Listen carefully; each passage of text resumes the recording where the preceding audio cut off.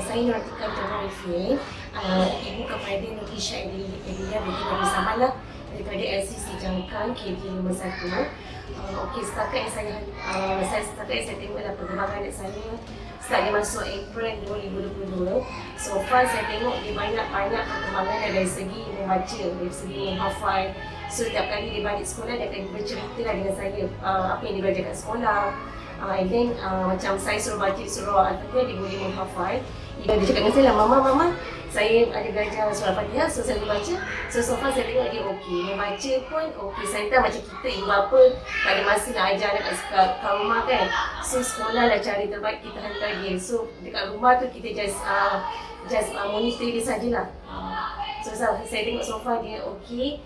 Saya berbesar hati lah hantar dia ke LC Sejangkang. Untuk ibu bapa yang tak gagal nak cari sekolah yang mana the best punya, you all boleh refer lah LC, mana-mana LC lah yang berdekatan. Little Caliph.